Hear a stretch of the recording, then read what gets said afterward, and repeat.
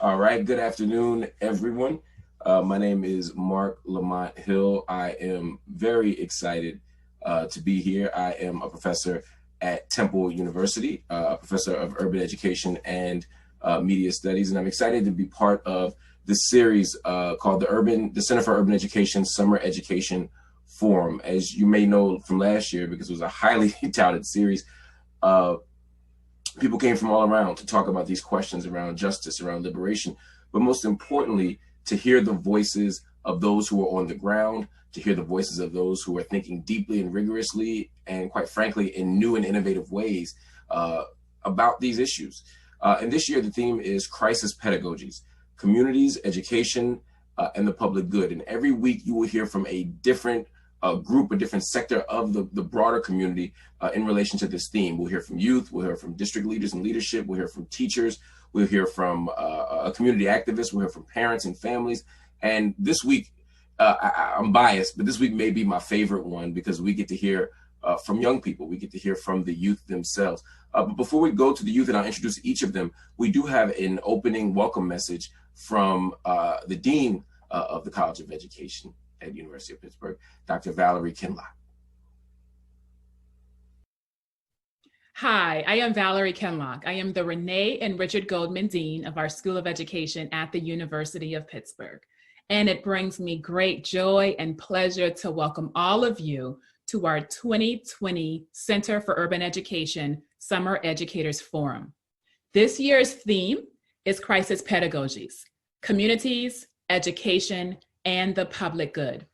And the director of our Center for Urban Education, who is also our endowed professor, the Helen S. Faison Endowed Professor, Dr. Elan Dancy, has worked with our faculty and staff and our students to put on what I know will be an amazing series of sessions, workshops, discussions, and conversations. The conversations about crisis pedagogies that I hope you will participate in will ultimately spark additional discussions about justice, about equity, about Blackness, about racism, and about the work that we need to do to engage in transformative thinking, transformative teaching, transformative research, and transformative engagements within our local, regional, national, and global communities. You know, as Dean of our School of Education, I bring you this welcome, understanding that we are in a monumental time in this world. Indeed, crisis pedagogies is something that we need to attend to in all of the work that we do. Let me just end here with just reiterating my commitment to the Center for Urban Education and to our forum. In our School of Education, our mission vision tells us that we ignite learning just as much as we strive for well-being for all, that we teach, that we commit to student, family, and community success, that we commit to educational equity. And in our commitments as a School of Education community, we also advocate. We work for justice. We cultivate relationships. We forge, engage partnerships. We collaborate. And in our School of Education, we also work to disrupt and transform inequitable educational structures.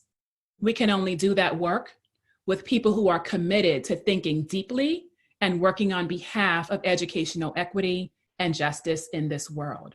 So on behalf of our School of Education, on behalf of the Center for Urban Education, and as the Dean, I bring you greetings and I welcome you to our 2020 Center for Urban Education Summer Educators Forum.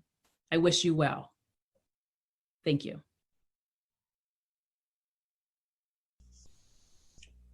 Absolutely. Thank you so much, Dr. Kinloch, for that generous and thoughtful introduction. And I really want to emphasize that again, what Dean Kinloch is doing here and allowing to happen is really unusual. I started by talking about the need for radical perspectives, the idea of doing transformative work, of trying to figure out how we can change the conversation. And Dean Kinloch has created the context for that to happen. And this summer forum is certainly an example of that. And of course, Dr. Elan Dancy has not only stepped into this space to make it happen, but he's done the real careful work of not just bringing in the same old people, bringing in the same old voices or having the same old conversations. And this conversation about crisis pedagogies is so important. To understand or to frame what we're doing as a moment of crisis is in and of itself an important political, intellectual, and empirical move, or an important way to think about our research. We are in a moment of crisis, and the crisis that we're talking about, of course, we have COVID-19. Of course, we have the rebellions that have taken place over the last few months in response to state violence. But the question of who we are as a nation, the question of what our schools are doing, the question of how our students are doing, these questions all direct us back to this analytic of the crisis. What does it mean to be in crisis? How does this crisis get created, and how do people navigate the crisis in their day-to-day lives? These are some of the questions that we'll be wrestling with throughout the upcoming weeks. But again, I want to start with these young people, because these young people have been doing stuff, they know stuff, they are energized, they are smart. And I'd like to introduce the panelists here. I'm going to pull up my little list because I'm old and can't memorize it no more. We're going to start by introducing Aaliyah Brown. Aaliyah attends Woodland Hills High School. She's a cheerleader. She's a rising senior, and she's into so many things from natural medicine to, self-help and education. She's also a committed activist who's been thinking a great deal about questions of gun violence and police brutality. And we're going to hear from her today on a range of issues, but it's very important to understand that she's not just talking, she's doing like all these young people are today. We got Chrissy Greer. Chrissy is 19 years old. She's a queer Black activist in Pittsburgh. In 2017, they co-led a march of 300 students from multiple school districts and protesting Betsy DeVos as Secretary of Education. Again, they are a committed activist, someone who's engaged in a range of things from the arts to activism to policy, and it's a really important thing to think about. Let's show some love to them too. I'm sorry, I ain't been showing y'all love. I gotta do my little clap first. Let's go to Christa Sims. Christa is a 12 and a half high honor roll student, a rising 8th grader at Manchester Academic Charter School. They were born in Brighton Heights. She has a passion for learning, for track and field, for basketball, and for helping the less fortunate. She's currently a student facilitator for the Cult Studios Student Voice Project, developed by a Center for Urban Education, by the Center for Urban Education Hines Fellow, by a fellow at the center, Jamal Gosa. Some love for you. Let's bring in Harmony McDonald. Harmony McDonald is a PPS graduate, a spoken word artist, and a passionate speaker for humanity and the fight for Black life. Harmony is an activist and a courageous voice in Pittsburgh. Show some love to Harmony, y'all. Even though y'all can't hear these applause, I promise you, they're really, really loud. They're deafening, in fact. And let me bring in Kahlil Darden. Kahlil is a Clark Atlanta University freshman business administration major with a dual concentration in marketing and management and a minor in political science. Kahlil works with African-American men in Pittsburgh. In fact, he created an organization to do outreach. And he is engaged not just along lines of maleness, but he's also partnering with women, girls, and femmes to do activism on the ground. Show Kahlil some love, y'all. And last and certainly not least, we're going to bring in Nekiya Washington-Butler. Nekiya is an upcoming freshman at the University of Pittsburgh who will be studying early education. So Nekiya ain't going far. Nekiya will be right here in the College of Education doing important work with a focus on kindergarten through 4th grade. Again, Nekiya likes to think and talk about questions of privilege and power, specifically as it relates to race. And she has been part of a variety of student actions in support of Antoine Rose and others. She is an activist. She is a wonderful student, and she's committed to social change. So I'm going to give all of y'all a round of applause and say thank you for joining me today. How are y'all doing? First of all, I'm going to ask y'all to take off. I'm mute y'all because the first question I have for you, and I really want to know, and I know people ask this and don't mean it, but I promise you I mean it, is how are y'all doing? The last 6 months have been so difficult. So much has been going on, from school closing to protests in the street. There's just been a lot happening in the world. How y'all feeling? How are you emotionally? How's your spirits? Aaliyah, I'm gonna start with you. I've been good. It's been hard here and there because like I am trapped in the house and I get my good energy and my upbeat spirit from talking to people and face-to-face contact. And I'm not normally alone, so to be alone in the house was really new for me, and not being around school and with my friends and finishing junior year. But I've been overall good, and I made sure that I took the initiative to make sure my schoolwork was good, because my schoolwork always comes first in order to create change. So I've been good, but mentally, it's been a roller coaster. How about you, Chrissy? I'm okay. I feel like it's definitely been a hard couple of months. Trying to organize, but organizing through your own trauma can be really hard. And I think like when talking about strategy and ideas, it becomes frustrating because there's not one way to solve everything that's going on. And I think I've become frustrated with myself in the ways of organizing. So I've just been taking a step back and reflecting on how to be more intentional. Yeah. Kahlil? Overall, I've been good. I would say I've been like kind of drained, working in different spaces, and being pulled in many different directions. But I would say overall right now, I'm good. Just trying to find ways to continue to pour into young people within the community so that they're still, and they know that even with going through this time, that they still have support from the other youth within their community. So I've been good overall, just trying to find innovative ways to continue to pour into young people. Christa? Over the past few months, I've been fine. I've been really stuck in the house. All my sports and activities have been canceled, so I'm kind of upset about that. And I've been feeling like cautious because we have to like go outside and we have to wear masks. And the leaders that like Donald Trump, they're not really doing much to help. They're not helping really. So. Christa came with the smoke. She brought up the Donald Trump. I like that. We getting it popping right now. We getting there. Nekiya, how about you? So to pronounce my name's Nekiya, by the way. Oh, I apologize, Nekiya. No, you're fine. So I would definitely say I'm okay. I think it's been a little tough, mostly with it being my senior year, and all the expectations of what you were supposed to do got canceled a little bit. But also, just I think that the pandemic opened my eyes to a lot of different things, and I'm happy that it's opening eyes up for a lot of different people as well, with just, the police murders and, again, like Christa said, the Trump issues.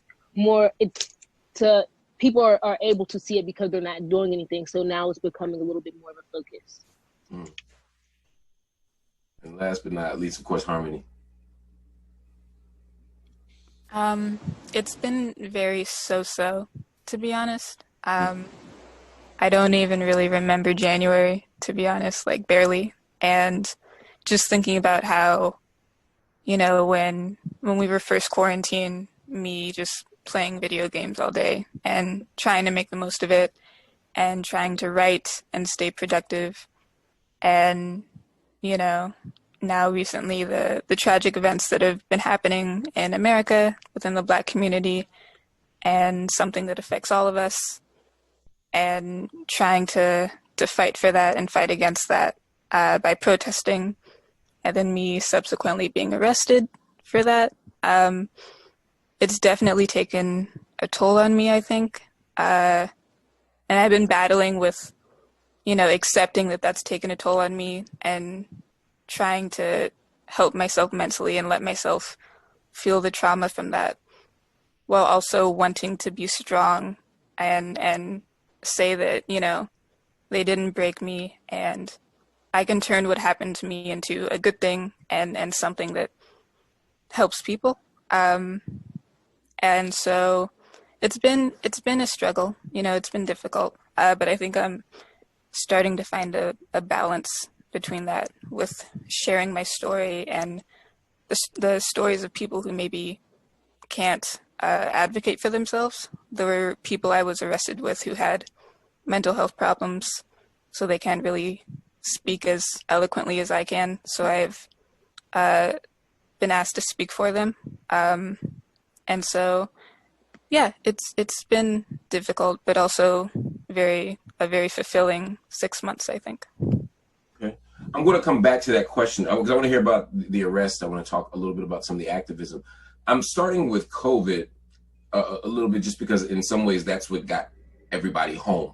That's what had us in that space. And then I want to talk a little bit about, what school was like before COVID. And I want to talk a little bit about what's happening outside of school, just so you have a sense of where I'm going.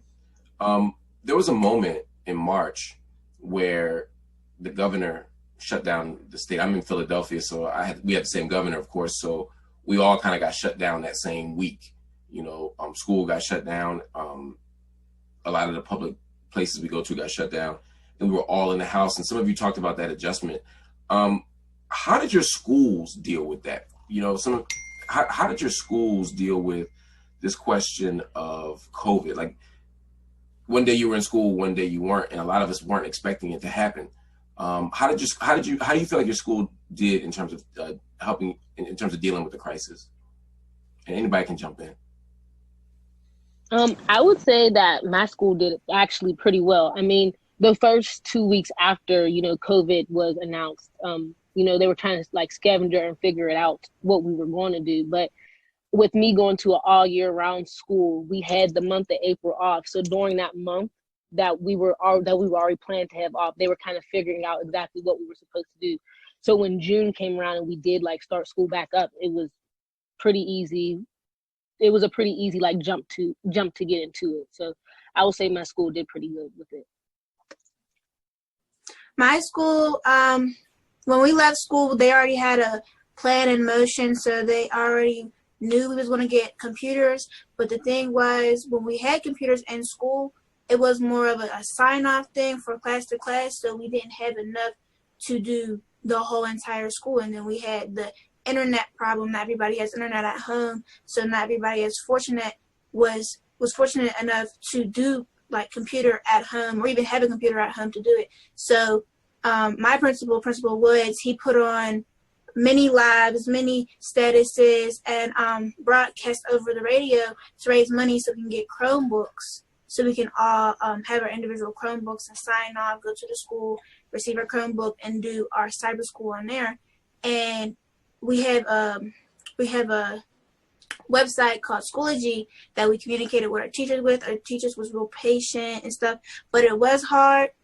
It was hard at first because it was nothing we was used to, because we was used to sitting in classrooms and learning one-on-one with teachers. So learning it by ourselves was a little hard because it's literally at our fingertips and not face-to-face, and the teachers aren't always available because they have lives and they have kids. So it was hard to make that adjustment to not have direct help when you wanted it to and when you wanted to get done. So you had to be on a set schedule from their schedule and your schedule, and you had to make sure you got up every day and was determined to do it every single day, or else you was going to fall behind, which made it real harder for people because they were lazy and they didn't want to do it.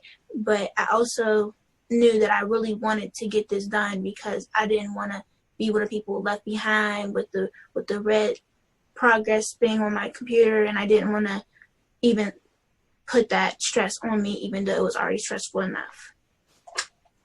Did all of you all get supplies from your school, computers, or some other kind of resource, or what was the situation like with that? My school. Go ahead. I was gonna say my school.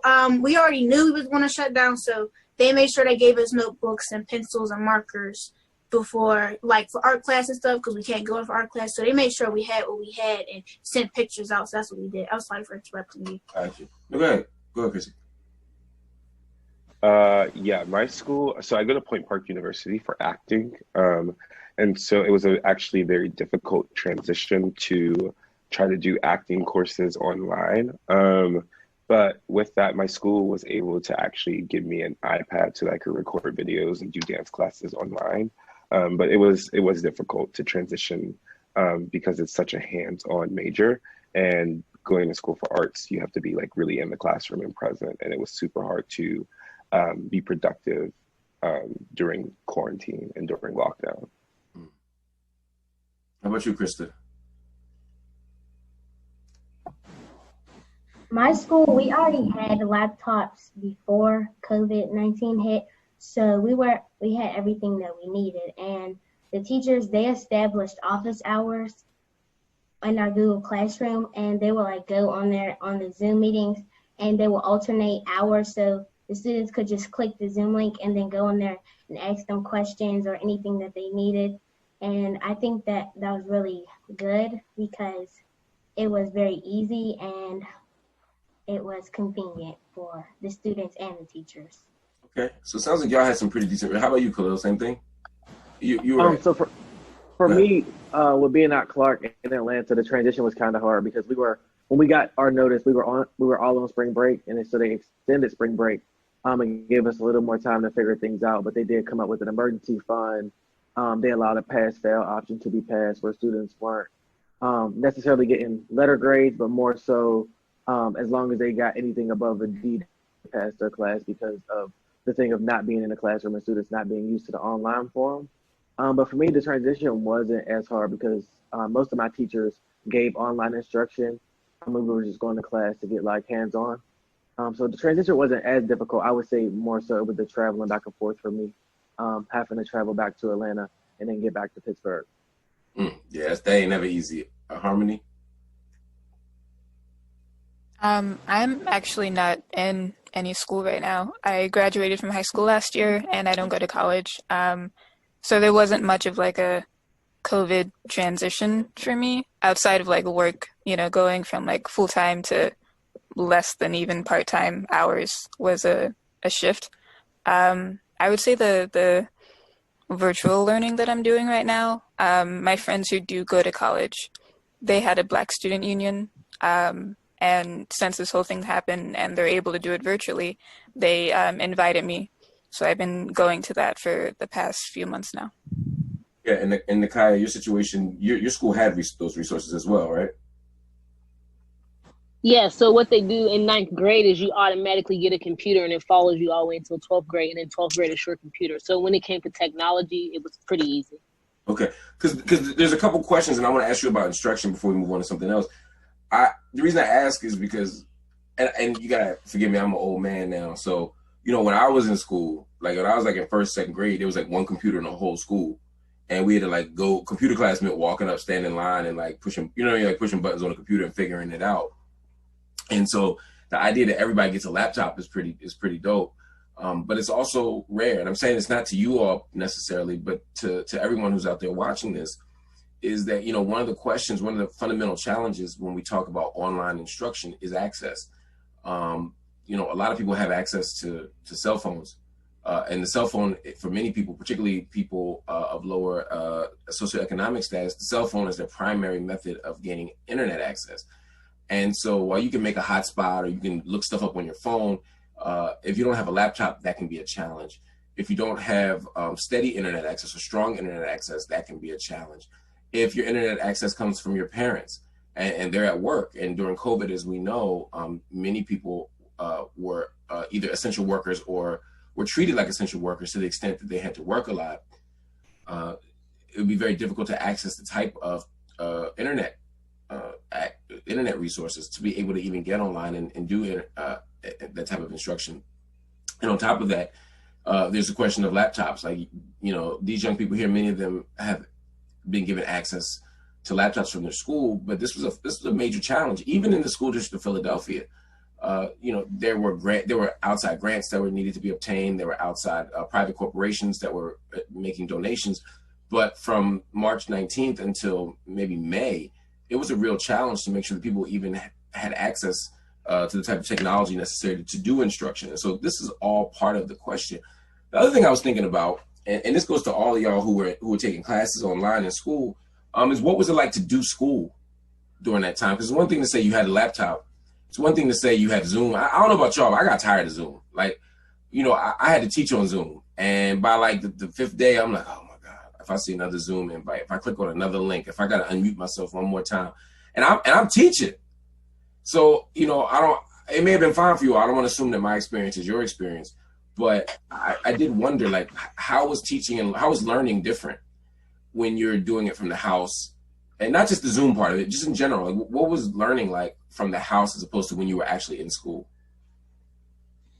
So for me, like I said, the instruction wasn't too much different because most of our work was already online. But one cool thing that Clark did was they weren't making Zoom meetings mandatory.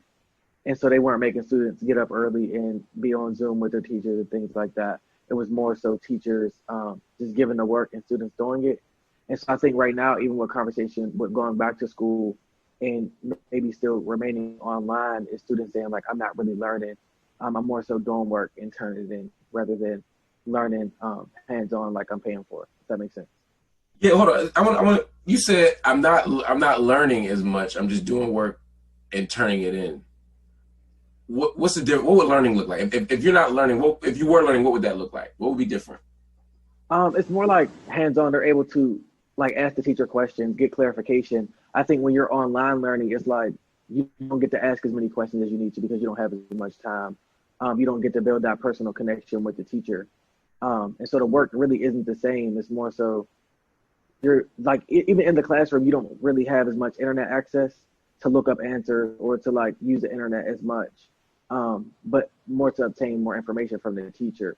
I think that was what lacking. That's what was lacking during the online semesters. Mm. How about you, Christa? What was it like? What was it like to do school during this time? You know, from teachers to how you learn. What was it like? Unmute yourself. Okay. It was harder to connect with people while doing school online. For instance, we had a project and my project partners, I had to email them and like make sure they were doing it. But in person, like it would be easier we could just talk to them and then I would be able to just go and tell my teacher, but I have to like email them. And then if they don't respond, then you're just like stuck. If they don't, was it hard to get teachers to respond? I know my daughter was very frustrated at times trying to get a hold of her teacher, trying to get answers about grades, and also engagement. You know, was that something y'all struggle with, Nekiya or Chrissy? One of y'all was about to jump in. No, not really. My school really made it like their focus to make sure that whatever we needed, they like did. You know what I mean? It was like if I emailed a teacher, they usually email 15, maybe 20 minutes. It could be 5 minutes, or they have office hours, and we did it through like Google. So let's say one of the teachers' office hours were from 1 to 3. So they would just be sitting on a camera from 1 to 3, and whenever you joined the like Google video chat, they would be there. You can ask them questions and then leave if you want. I think my school really did it efficiently. Y'all go to some good schools. Chrissy Greer. Oh, well, I guess I was like one of the only people with a terrible experience. I think Point Park University did not actually do a very well job of communicating with their students. It was very much up in the air, whether we were going to actually be canceling classes. We were one of the last universities to actually close our campus. And it's an ongoing cycle of abuse that happens at Point Park University. It's an ongoing cycle of racism.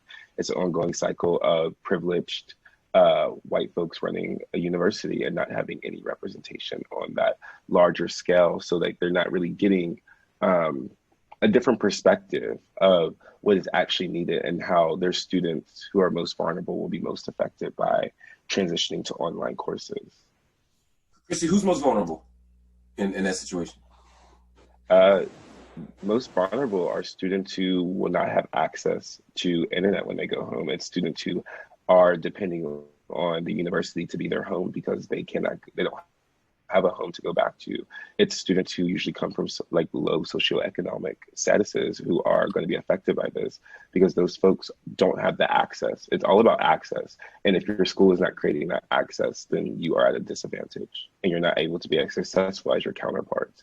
And that's when you're looking at white students compared to Black students, it will never be an equal learning opportunity because Black students always have to carry their trauma into that classroom. I want to ask about one more thing about this COVID thing. Then I want to pivot, and it's just the social part of this. a lot of times when we talk about school, we only talk about teaching and learning. When everybody said we have a crisis here, and we got to make sure that people still get access to education. They thought about making sure you get all your classes done. But when you go to school, y'all do, and I know y'all good students, Aaliyah, I know you're a good student and everything, but I'm sure when you go to school, you also talk to your friends, you hang in the hallway, you come to school the next day with a good story to tell. I'm sure all of you, you look forward to the athletics part of school, you look forward to the lunchroom, you look forward to hanging out with people. What was it like to miss out on that stuff, right? We did a good job of, it sounds like you're saying, from hearing you right, most of you are saying, and I understand Chrissy's story is very different. That's a story we have to take very seriously because that's a very common story. But a lot of you are saying for you all, school did well. It did a good job of giving you instruction, but what about the social part of school? What did you miss out on? What was tough about being at home? I personally missed out on like talking to my teachers and like learning from their home experiences socially, face to face, and sharing my trauma with them and trying to find guidance in the school to graduate high school. And also I missed talking with my classmates, even their ideas, because the classroom is full of different ideas because you're in a room full of different kids with different thought processes. So I missed like the varieties of thoughts that went into helping me learn and looking at it from a different point of view and not just my point of view, because I can also be stuck in my ways when it comes to learning certain things, even social problems like from day-to-day life, and even listening to my friends about their trauma if they needed a ear to listen. And we can always FaceTime and call, but like you said, we had extended work hours where we were treated as essential workers, and then we had to do school, so it was kind of hard to always be on the phone, or even just if we're asleep, trying to pass the time by sleeping, or even dealing with it on our own, because it's not the same being in person, if that makes sense. No, I totally get it. Did anyone else want to jump on that before we pivot? Okay, so we've been talking a lot about sort of what happened when we get to COVID. But y'all been going to school for a long time. Y'all been going to school most of your lives, almost all of your lives. And school was working for you or not working for you. School was doing stuff before we ever heard of coronavirus. So when we take out the COVID piece of this just for a second, and I'm gonna start with you, Harmon, I wanna bring you back in. So what do you see as the biggest sort of challenges that you wrestle with in school before COVID? Take COVID off the table for a minute. What were some of the ways that you feel like school also created a sense of crisis, a challenge for us? Yeah. Yeah, it seems like a lifetime ago now. But when I was going to school, high school, I went to University Prep Alliance, and we had a lot of trouble with feeling like we mattered to teachers, to the superintendent. We had 1 year where we basically didn't have a science teacher or an English teacher, really, in our high school. We had one at the beginning of the year, but then she left because she felt unsafe for some reason. And then we had a bunch of substitute teachers that were not qualified at all to teach biology. And that was really hard. That on top of, having textbooks that were extremely old and outdated. It was difficult because when we would try to bring up these issues and speak to our superintendent, he was not responsive in any way, shape, or form. And he would always try to, put a Band-Aid on it and, take pictures with us and put it on his Facebook to make sure people knew that he cared, even though we saw that he didn't. So yeah, that was definitely something that was really hard and something that almost made me give up on activism completely, because it was just such a in a time, I think, in school when you're young, even in middle school and elementary school, and you have these adults in your life telling you that, you know, they care about you and they want you to go to college and learning matters, and then everything they do in your entire academic career shows you that they don't really care about you at all and that you're just a number. I think it's really disheartening and traumatizing for a lot of poor kids and a lot of Black kids as well, primarily Black kids. So yeah, that's definitely a struggle that I faced a lot when I was in high school. Chrissy, look like you were going, you about to do a holy dance around the room. It looked like you were co-signing some of this stuff. Talk to me. I graduated from Kappa, so I do first want to recognize that that is a privilege to even go to that school, to be in that community. That's creative performing arts. Yes, creative and performing arts, which was downtown. I graduated the class of 2018. I am very against and very adamant about being against Anthony Hamlet. I don't think that he's qualified to run anything in our schools. I think it is terrible that we put so much money into these police officers and these security guards, but we have people graduating from 12th grade who cannot read. That makes no sense to me.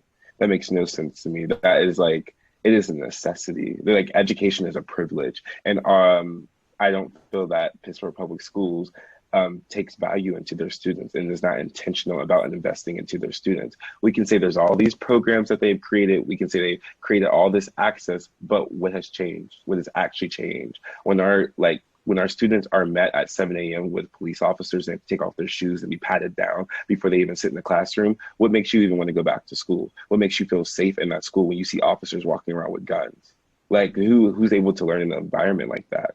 Who wants to learn in an environment like that? Are we successfully actually being intentional about raising up our students to be successful?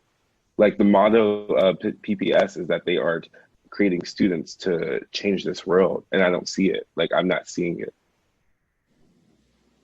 How about the rest of you? I'm gonna go to you, Kahlil, because again, because you're in college, I think you have some point of comparison, sort of being able to at least step out at least 1 year out of high school and say, okay, this thing happened at Clark. This is what school looks like at this level. And you can look back on the 12 years of K-12 education that you experienced, and maybe, you know, answer this question, right? Which is sort of where did school fall short for you? You know, what were the challenges? What were the tensions? Well, you know, I understand that there were some great moments too. And a lot of you seem to have really good schooling experiences, but I'm curious to know sort of what were some of the challenges of school pre-COVID, pre all of this stuff?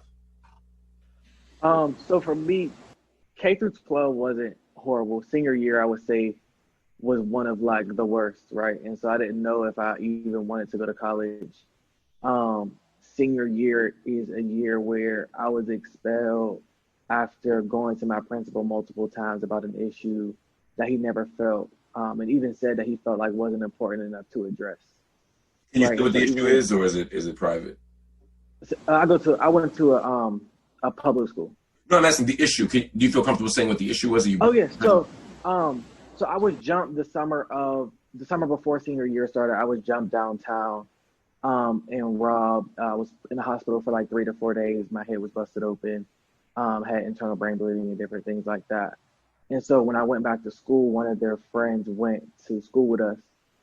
And he kept going around school saying that him and his friends were going to jump me again, trying to gather people in school to fight me in school. And so I went to the principal with my mom, and we had a conversation because the boy ended up fighting one of my other friends. And so my mom was like, before we were going to trial for the case and everything like that. And so mom was like, before things get out of hand, can we sit down and have a mediation with this kid and his parent before he comes back to school from the last fight? There's not another fight again. And our main principal felt like it wasn't an issue that was important enough to address. And so once we did end up fighting in school, we had to sit in front of the superintendent, and I had to end up getting a lawyer to come and different things like that. But even like they were trying to send me to alternative school, and my mom was like, my kid has literally never been in trouble has never done anything in school, and so you're trying to send him to alternative school, or you place kids who are in trouble. You know what I mean? And so my mom was like, I'm not really having that. And so I had to end senior year online. I had to, I wasn't allowed to go to prom. It was even a struggle for them to even let me go to graduation. And so to step from that, I kind of didn't even know, like, mind you, I started like the first ever Black Student Union at my school. So very involved. And so for me, it was kind of hurtful for a district that I poured so much into, but that I knew obviously didn't have that same advocacy for me. Even in school, it was like the reason I created the BSU is because of the lack of support from the school. Like, we have literally one Black person who works in our high school. That's not a security guard. And so even for us, even in school, transitioning to Clark, I would say my journey at Clark has been amazing because I get to be around people who genuinely care about us, but also that look like me, right? I can like literally probably count on one hand how many white people work at Clark. It's just amazing to be around so many Black people who literally want to pour into Black youth and see Black youth further their education, but also further in life as well. So my journey from high school to Clark has literally been amazing. I honestly thought that the things that happened in high school were going to have an effect on me getting into Clark, and they did at first. But once able to talk with admissions and things like that about what happened, and kind of share my story with them, they were able to pull some things through. Oh. And I'm glad to hear, by the way, that your Clark experience and that transition has been so good. The AUC campus is a great thing. You'll also have another wonderful transition when you pledge Kappa Alpha Psi in your sophomore or junior year. I just want to you'll be great. Okay. Nekiya, part of why you wanted to become an educator, part of why you're going to major in early childhood education at the University of Pittsburgh, which again is one of the great colleges of education in the country, and I'm glad that you're here doing that work, is because you wanted to think about how Black children are taught differently, or how to think about how we could educate Black children differently. How do you, in your own experience, pre-COVID, Mm-hmm. how effective how effective was your school in helping you to learn? How effective was your school in addressing the needs of Black students? Honestly, my high school experience was great. Like, I feel like, well, the school that I attended was City Charter High School. And I would say when it comes to Black youth, they take it very seriously. And I think the biggest thing that, helped me throughout my high school experience was having, my teachers for all 4 years. And I remember I was talking to one of my teachers in school, and I was just, trying to figure out why do they do that? And their biggest thing was because in a lot of, Black youth homes and stuff like that, there's no such thing as consistency. There's so much change in their life. So their big thing was, why don't we at least keep something the same in their life and keep their teachers the same? So, having my teachers for 4 years was a great experience for me. But I would also say, even before high school, I used to live in Virginia, and I dealt with, in Virginia, it's clearly predominantly white. So I went to a lot of predominantly white schools. I didn't know anything about a Black History Month, nothing. So me going to this school, I remember I used to get in trouble all the time. They always called my parent for something. And it was interesting to me. I was in like second grade. It was interesting to me because I always felt like I was the target. And I couldn't understand why I would see a white kid do something and I would do the same thing, like kind of like the follow the leader kind of thing. And I would get in trouble, but the teacher wouldn't call out that white student for it. So I would definitely say going from an all white school and then moving back to Pittsburgh as I got older and going to an all Black school was a change for me. Just seeing regardless if you go to an all white school as a Black student or going to a predominantly Black school as a student, you're still targeted by these teachers who don't understand you. Christa, if there was something that you could change from your school, if there's something that you could get more of, if there's something that you felt like school could do a better job of, what would it be? If I could change something, You're good. I would probably change how my school goes about encouraging students. our teachers, they encourage students to enroll in different programs, and our teachers give us many opportunities to like speak out against things that we don't like, we believe in. And I feel as though if teachers encourage more students to join and like speak out in the programs, then more students would do it. Because when teachers often tell us about things, there's like not a lot of students that want to do it. Like they're really uninterested and they don't really raise their hands. There's like very few students that do. So I think if the teachers like encourage them and make it more exciting, then the students will like want to take more opportunities. Okay, no, that's helpful. So being more, teachers can be more intentional about sort of encouraging students to use their voices and to express themselves and to create space for students to share their ideas. I think that's a very interesting thing, especially in light of what Kahlil said earlier around sort of him being someone who's proactive about using his voice, not just for his own situation, but for to speak out about what's going on in the community, and to not always have an administration that's interested in hearing it. Aaliyah, how about you? My school experiences is like different from other kids because I used to go to a boarding school, and I also went to a predominantly white school. I went to a Catholic school, so it was really different because I felt as if I lived a double life from 5th grade to 8th grade. I would go to school and I would have to put on this face to more so be accepted and not be like treated as different. And I already, even going to school, living a double life, I experienced racism and they didn't deal with it. So they kind of cared a little less because of my skin was lighter and I wasn't as dark. So they would say, well, it wouldn't really offend you because like of the color of my skin, because I am biracial and I'm a really high yellow biracial girl. So they really didn't think it would affect me. So they kind of made a joke out of it and told me to make a rebuttal into the racial slur and make it like a joke. And it wasn't a joke, but I was already taught early on about racial slurs and how serious they were.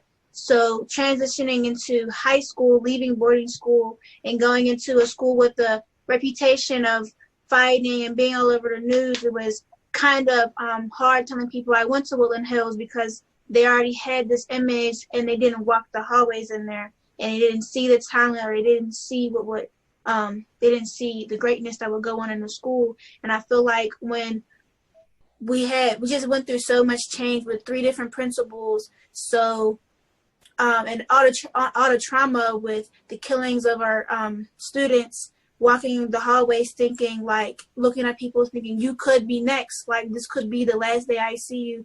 It was really hard walking past my friends. Even my one friend was shot, so that took a toll in the community and in the school because it could happen to anybody. So going back to school with all this trauma and scared, and then the trial was going on, we wanted to support Antoine versus family, and we wanted to push for this trial and make sure that the police brutality was not unseen. But I feel like the district put police in our school, which made it hard because we was already scared in our community.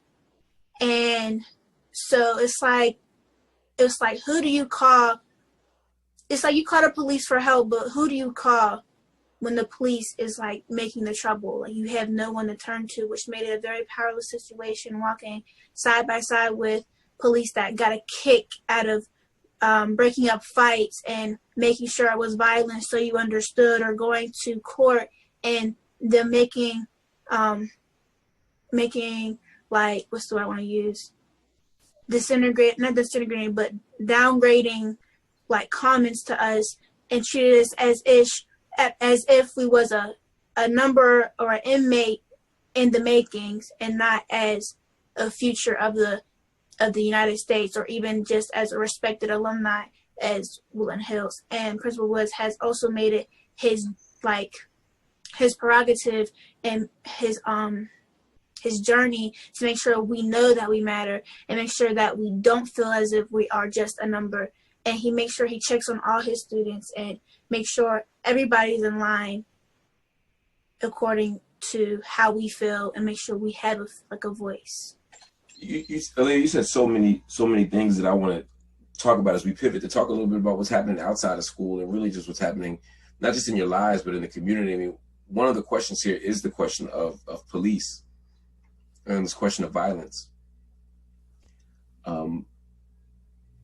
Over the last few months, we've been having a national conversation on law enforcement.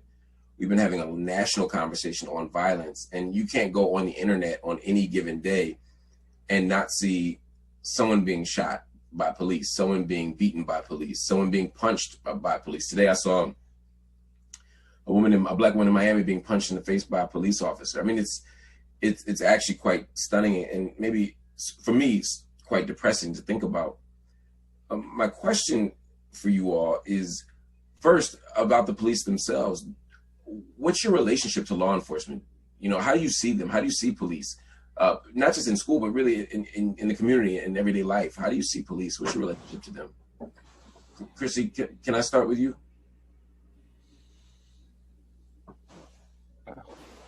Well, excuse my language, but fuck the police. And I don't have a relationship with the police. I'm not interested in creating a relationship with the police. I'm not actually interested in creating reform around the police. I'm interested in having conversations around what abolishing these police look like and defunding the police and putting more money into our communities and people who are most vulnerable. When I'm looking at the violence that's happening around this country, it is an ongoing cycle. It is what happened. It's history. Like this is something that's embedded and woven into our history.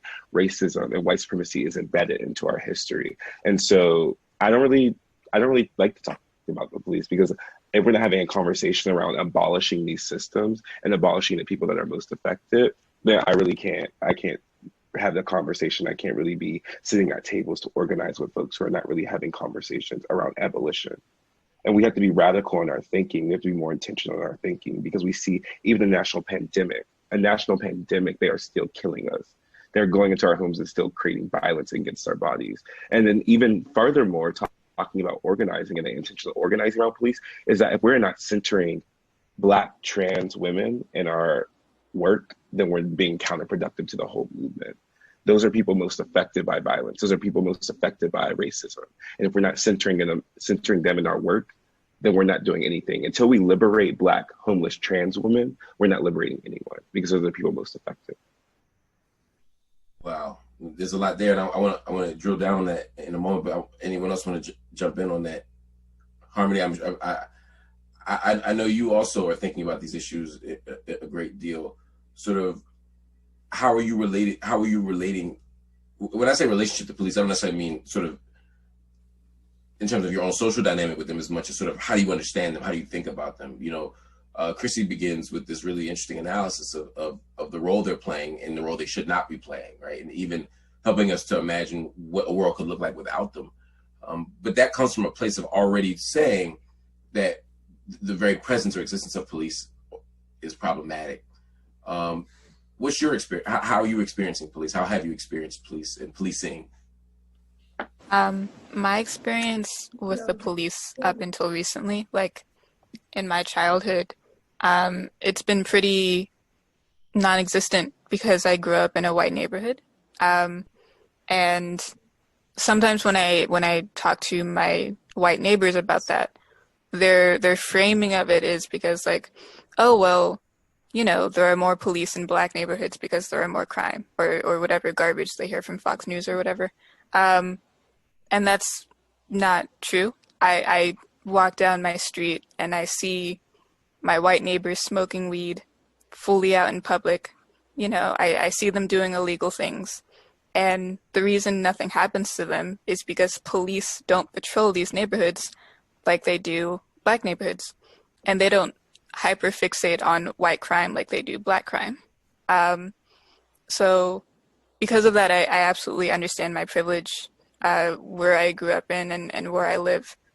And then shifting that and going to a school like University Prep Mallions, which is in a predominantly Black neighborhood like the Hill District, and seeing the amount of cop cars there, it's completely night and day.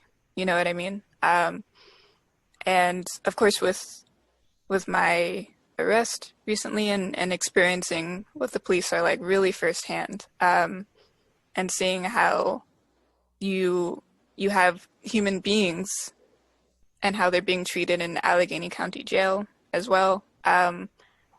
It's definitely something that I think we need to talk a lot more about. I feel like in this whole instance of Black Lives Matter, there are a lot of people not being talked about, like disabled Black lives or Black trans women or even Black people that are in jail currently. I think that everyone should have the right to vote, including prisoners, because prisoners are the ones who are most affected by a lot of policies that are happening in America right now. I agree with Chrissy when they said that we need to protect Black trans women, especially Black homeless trans women. There are a lot of instances where I feel like mental health really runs rampant in the LGBTQ plus community. And police officers don't know how to deal with mental health at all. If you have a friend that is experiencing some sort of mental health issues, don't call the police because your friend will probably end up dead. They don't know how to handle that. And with that, you see a lot of Black trans women in jail when they should not be, in male prisons when they should not be. And yeah, I don't know. I can talk for hours about this, so I'll stop now. But yeah, that's that's what we're here for, you know. And I think that your comments, Harmony, speak directly to what Chrissy was saying around defunding. I mean, and for those that aren't familiar with the defunding and the abolition conversation, part of the argument of defunding, abolition, we can talk about abolition too, but part of the argument for defunding is that the police are being asked to do jobs that other social services, other social agencies, other institutions are better equipped to do. And so if someone has a mental illness and they're struggling, or if someone has a drug overdose on the street, or if someone is simply homeless, that the police are trained to do a certain thing, but these aren't situations that need to be policed.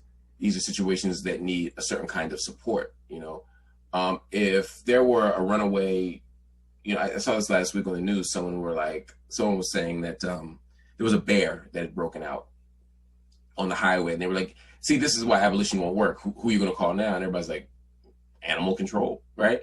Like there's actually a way to solve this problem without a police officer. There's a way to solve, you know, someone asleep in a Wendy's parking lot, like Rayshard Brooks was, without a police officer. And so I just want to I wanted to add that just to sort of clarify that this question of defunding is not simply it's not a question of taking away, to Chrissy's point, it's not a question of taking away money as much as it is reallocating it, saying that we're going to defund, we're going to take it from here and put it there. And this is something we've been doing for years with our schools.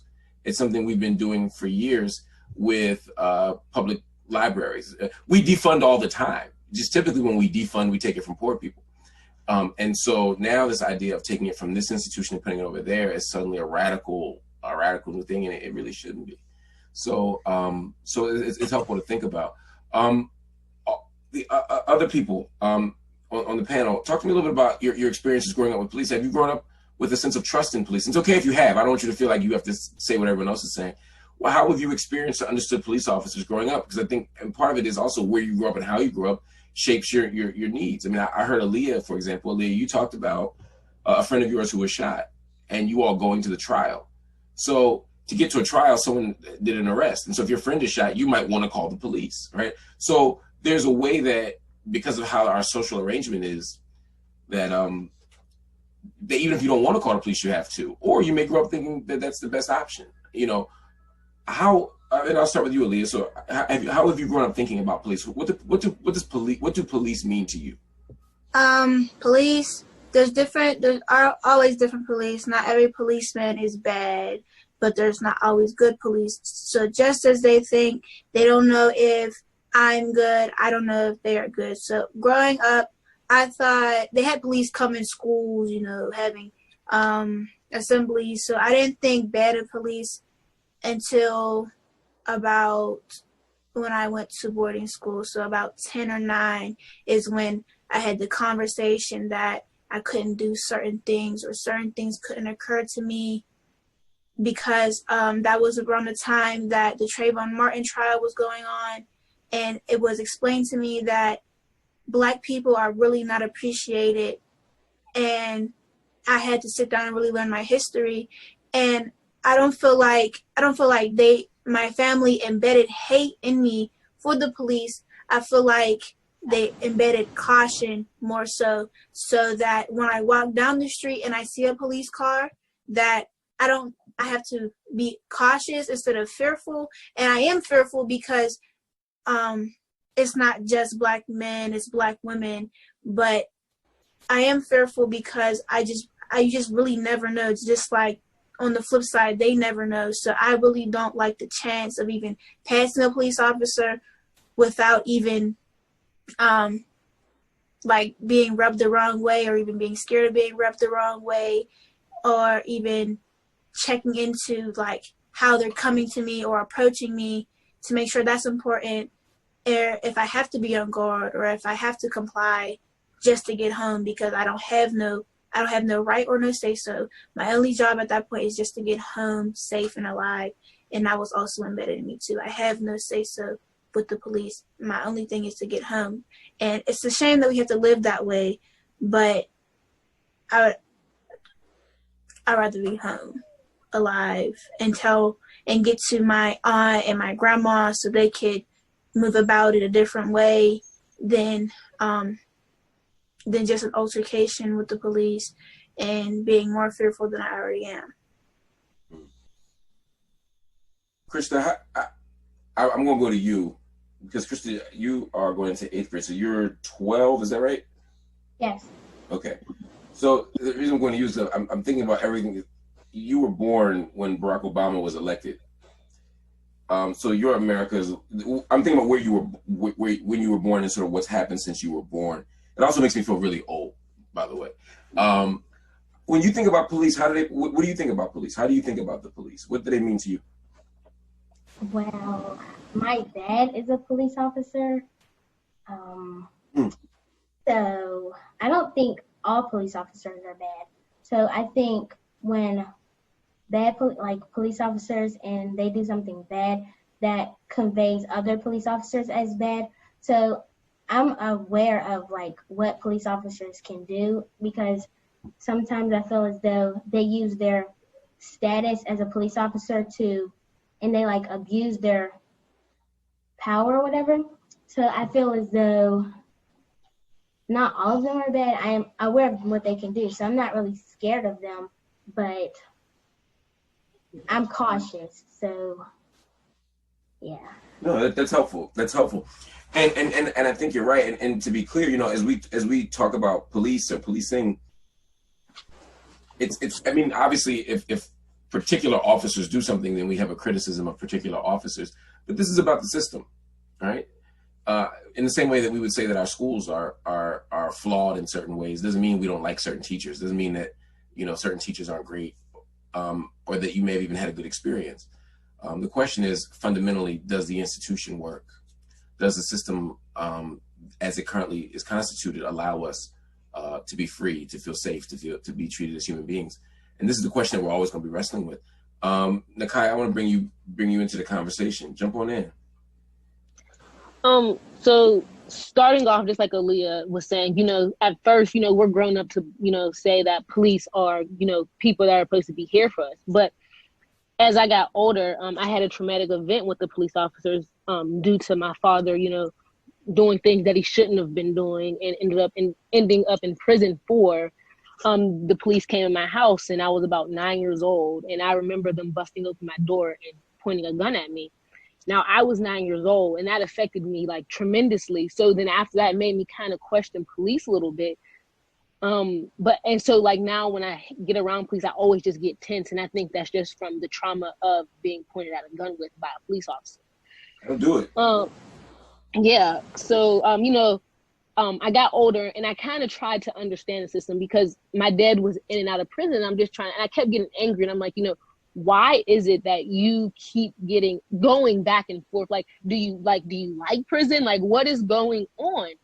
So it was funny, my 12th grade year, I had like the best history teacher ever, and we read The New Jim Crow. And that opened up my eyes completely to how the system works and why it works the way it does, and why my dad keeps going back and forth into prison, and understanding his past and relating all this into this huge circle. And I'm just like, okay, now I can't be mad at you, Dad, because I understand, if that makes sense. No, it makes a whole lot of sense. Kahlil.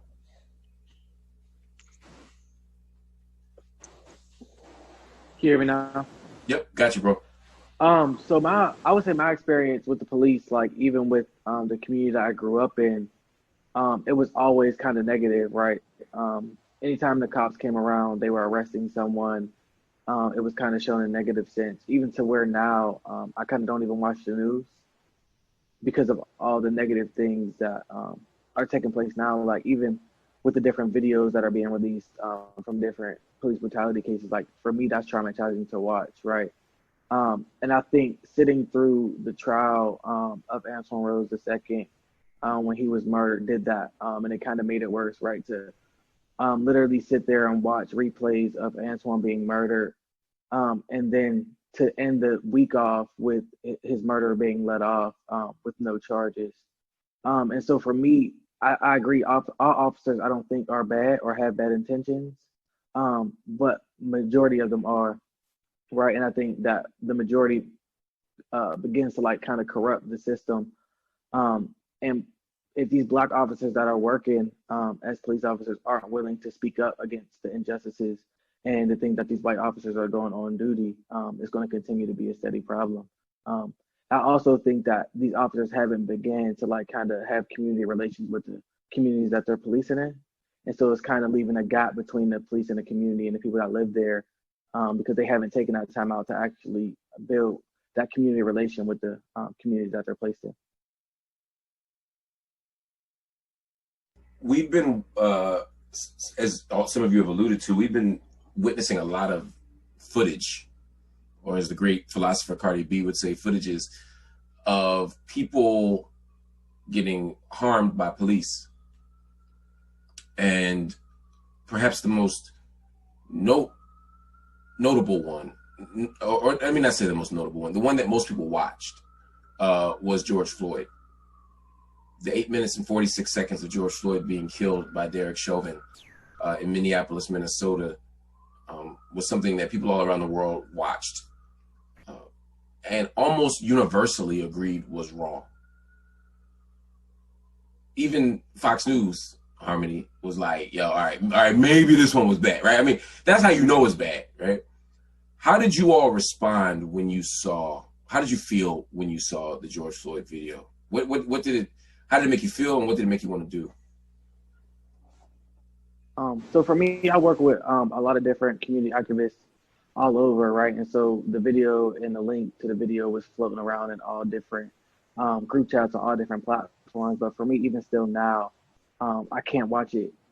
And like I said, I think it goes back to watching so many videos beforehand and the triggers that it brings, right? And I think that even as a Black community, I think we need to stop and be cautious of the things that we share with videos like that, because it kind of triggers different things in different people.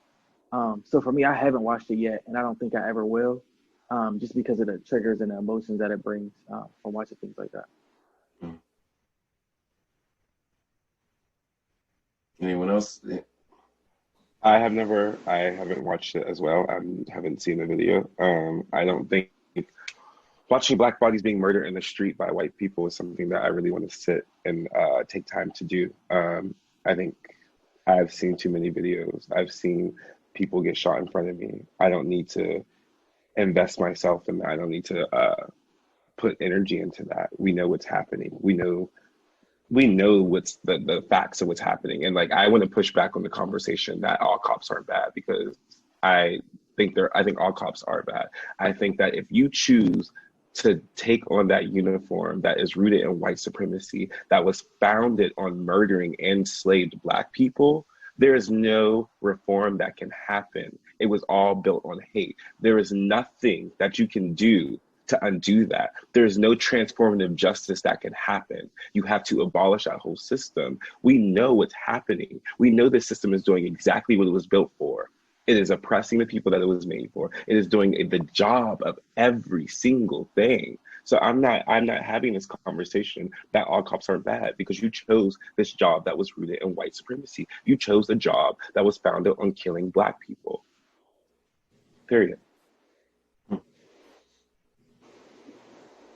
Anyone want to respond? Personally, I didn't watch the video for after a while because, you know, like Kahlil and Chrissy said, I don't really like to watch like Black people get killed by the cops, because it do set some triggers. Because again, it did happen literally in people's backyards. It happened in Pittsburgh. So for me to like watch in a different location, it like brings an uproar, because it happened here and we didn't. And I used to think like, wow, like it happens a lot of places. Like I hope it don't happen here. Or I thought it would be like impossible almost, because you don't really think of your city as bad, or if you think your city is bad, you don't think it could be deeply rooted in hate as it is.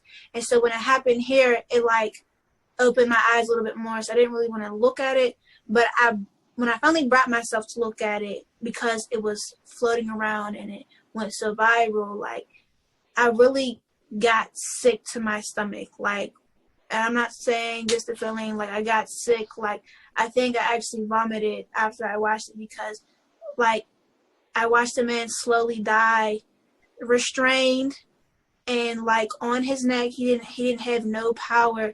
And it reminded me of how the Black community has no power.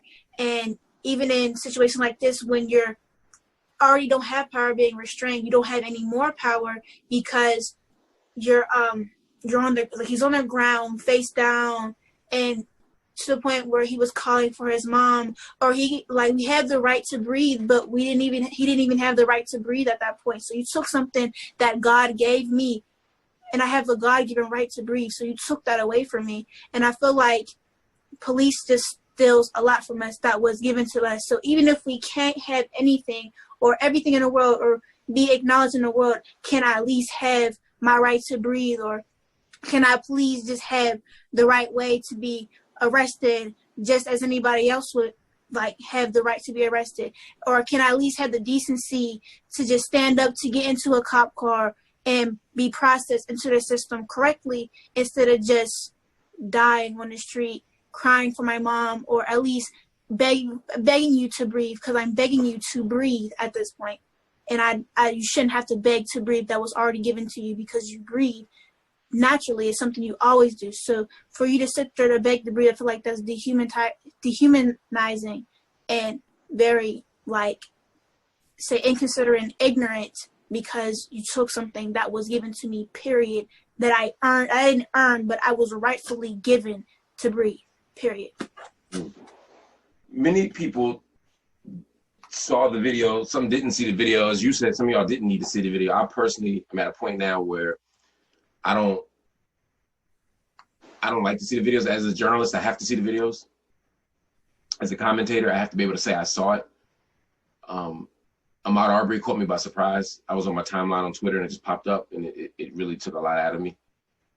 George Floyd, I watched enough to be able to say I saw it, but it was tough. It's getting more and more difficult. It's traumatic.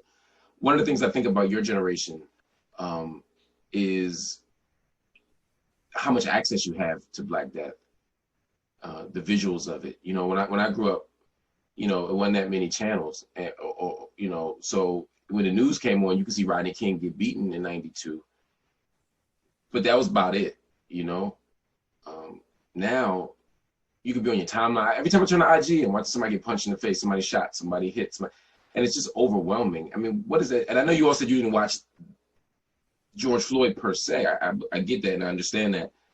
But how does it feel to witness all this stuff? Because you all have seen somebody die on social media. You all have seen the stories. And if you don't watch it, you know that it's happening from all the RIPs and the memes and the arrest Breonna Taylor's killer. And let me just add, before I not forget, but before we change the subject, you know, we talked about George Floyd, but it really is important to talk about Breonna Taylor. It really is important When we talk about the Mike Browns, we talk about the Mia Halls and the Renisha McBrides and the Sandra Blands. At any moment when we're talking about Black death, we have to, again, be very intentional about saying that it's not just Black men, but it's Black women, girls, and femmes that are also being harmed. That Black trans populations, but particularly Black trans women, are especially vulnerable to state violence, and in ways that we often don't even account for. So this is all part of our conversation. But let me ask you, when you hear these stories, when you see this stuff, how do you feel? At the emotional level and at the political level, that's fine, but how do you feel? Oh, I was already unmuted. For me, it was hard too, because I also was a person who was heavily invested in the Ahmaud Arbery case, because that's something where I was just so tired, not only of seeing Black death, but of seeing it being forgotten and seeing people get away with it. And then, of course, since these situations happened back to back, when the George Floyd situation happened, I just really couldn't get into it either. I watched a synopsis of the video weeks after it happened, and that's about it. But yeah, I think on one hand, I think it's good that there are these videos happening, especially during these protests. You see instances where a person is just standing there and exercising their legal right to protest, and then police just do what they do and brutalize these people. And so on one hand, I'm glad that we're getting that on camera. I think it's good. But then and I was having this conversation with another one of my friends. I just think that it's unfortunate that sometimes that's all we can do. Especially with the George Floyd situation. If I go out and I kneel on a person's neck, someone's calling the police. You know what I mean? But when the police are doing it, we just stand there and watch. And if someone intervenes, then they get put in the same chokehold or they get shot. You know what I mean? And so in instances like that, I think it's even more sort of harmful and more of a reason why, and I understand the uncomfortable position to, maybe be a cop in this situation and you feel like you're a good person and you want to do the right thing, or maybe your cop is a family member and a close family member. I personally don't have any cops in my family. But I don't really think the phrase good cop is going to help this conversation. I think it's very harmful and damaging to the conversations we're trying to have, because it doesn't really matter to me about an individual's ideals in the same way that a person who has the desire to kneel on a person's neck for 8 minutes and 46 seconds is less scary than the system that allows that to happen and the system that encourages that to happen. So. Yeah, no, I think there's so many ways to go. And I wish we had more time to unpack that part of it. Some of y'all went to the protests. Some of you organized protests. Some of you led protests. Talk to me about that. Why? What made you protest this time? What prompted? I mean, Black people die every day, B, and there seemed to be a very particular type of response this time after George Floyd that I hadn't seen honestly since Mike Brown in Ferguson in 2014. Why did this moment make some of you take to the streets? Why did this make some of you tweet? Why did it make some of you use your hashtags? Why did it make some of you so outraged? What was it about this moment you think that created the condition? Or what is it about this moment that made you do it? That's probably a better question. Nekiya, let me start with you.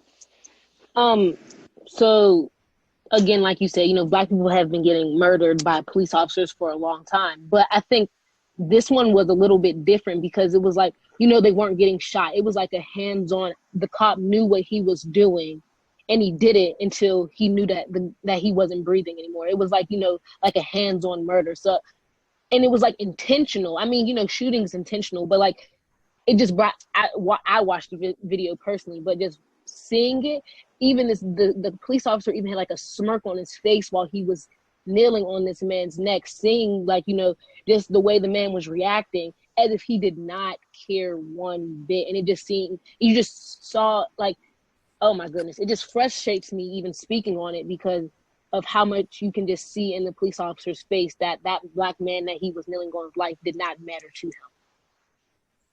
Oof. Harmony, what made you jump to action this time? Yeah, it's crazy. I actually decided to go to the protest I went to like the night before, which I don't advise because I was like super ill prepared. But I don't know. I think I was talking to a social scientist the other day, and she was actually making a lot of sense in saying that because of everything going on in the world and also America, not only with the virus, but the recent or this election that's coming up and this election that we've been happening, we were due for a revolution. You know, if you look historically, we kind of had like all the ingredients for a revolution. And so I think I kind of felt the same way a lot of people did, which is just that I was exhausted. And I also think that, you know, for me as a Black person, I've been to these protests before, and you never really feel extremely safe because it's usually just us out there, you know? It's just like typically Black people or young Black students, young Black women or the LGBTQ plus community as well, just leading it, and that can kind of be a mental strain sometimes. But I think that because with the George Floyd situation and how that outraged, you know, pretty much everyone, I felt more compelled because I felt safer to actually go out, and I felt like there was strength in numbers, and you know, the previous situations I've experienced in protest, there was more camaraderie, I guess, is the word that I might want to use. And when I got arrested with my sister, not my birth sister, but a very good friend, we weren't like really extremely scared. We were almost proud, I would even say, and I'm sure she would agree, that we knew that we were doing the right thing, you know, and it's still a decision that I don't regret. So, yeah.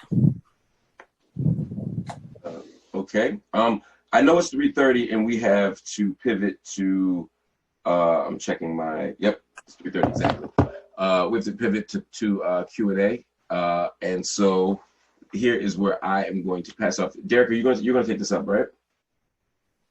Yes, I am. I'm going to start here. I just appreciate all of your candor and just the transparency.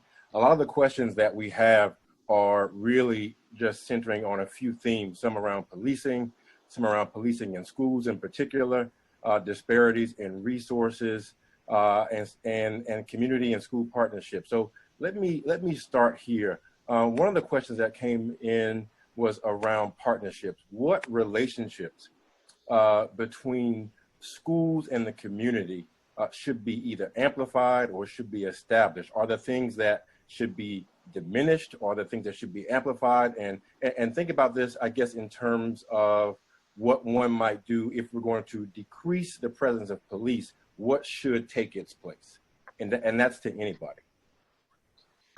Well, I was kind of waiting on this question because it's been sitting on me the whole conversation. What I feel like we should take out police is I feel like we should put in Black men.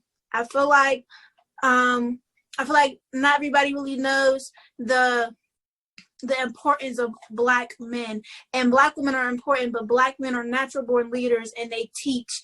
They have a lot of knowledge and they are dominant. And I feel like if Black men shared knowledge with the communities, and communities and schools came together and, you know, did parties where we would feel safe and not chaperone it with police to feel safe, but with strong Black men, a strong Black man front, and invested into our communities and to teach even young girls and even young men the way of life, because like I said, Black men are important, and I feel like that should be more idolized than police. I feel like in the Black community, in parties or in anything, Black men should be the front face or the front line of all protection, because that is our front line. That's who we like depend on to feel safe. As a Black woman, that's who I depend on. I depend on my Black men to fight for me and protect me, just as they depend on me to do for them, and make a home, a house, and nurture their soul as well, if that makes sense. What I think I want to do is get some reactions from this, because I think what needs to happen is that we'll take questions from the community, but then I want to also give you all time to respond to each other as well. So if there are reactions to Aaliyah's comments, please jump in there, or I'll move to the next question. Any reactions? Chrissy? I would push back on centering Black cis men. I think they have been centered far enough. I think when we're really talking about reform and like what needs to be intentionally happening, Black men have constantly been in the forefront of the conversation. And who is being, like, Black trans women are being killed by Black cis men, and we're not having accountable conversations to be intentional about undoing that. It is the job of cis people to really be showing up for our trans sisters. And I really don't think I have space for Black cis men to be replaced with police officers when they themselves create violence against Black queer people, when they themselves don't understand how they uplift white supremacy, how they themselves don't understand how their toxic masculinity has farther oppressed people that look like them. Yeah. To continue on that point, the breadth and scope of what it means to be included in this camp of Black Lives Matter, and what does that mean for us in the future? We've had members of the LGBTQ plus community. We've had them historically be marginalized in the movement, whether it's civil rights or the Black Power movement. What will that mean for our future if we continue to pick and choose about whom we should be concerned and for whom we should be concerned relative to what Black Lives Matter? Are there reactions to that? Yeah, I definitely feel like when we talk about, civil rights, the civil rights era that happened in the 1950s and the one that I guess is happening right now,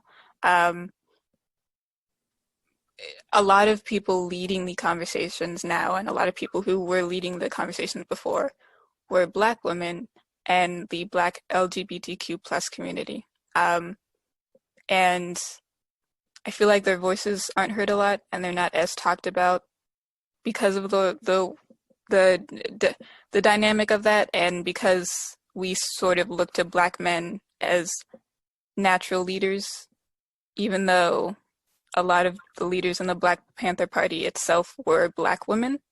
And in my own personal experience, I am the one in my high school who started my Black Student Union. And there were a lot of Black men who were students and also administration who either intentionally or even unintentionally sort of took credit for what I was doing and what I was trying to do. And I also think there are like a lot of Black men in my school and in staff and in administration. I definitely think there should be more Black bodies, definitely. But I think we would benefit more from having Black LGBTQ plus representation in school, especially because we have Black LGBTQ plus students who are in school, and they're often marginalized a lot and misgendered often. So, yeah. As I think about the trauma that we are collectively experiencing, we're in a pandemic, we're in a political season that's very tense, and we're in a season where we're watching law enforcement, those who are paid to protect and serve, to disproportionately approach and harass and kill Black bodies. I'm from Brunswick, Georgia, so my hometown is the hometown of Ahmaud Arbery. And so that hit home for me in a very particular way. And so one of the questions that comes to us is thinking about this cumulative trauma that you're experiencing, that we're experiencing together. What have been some of the ways that you all have coped with this pressure and this emotional stress and emotional strain? And the second part of that question is, how can we systematize some of those things that you've done and put those into schools, whether it be K-5 or older K through 12 in general?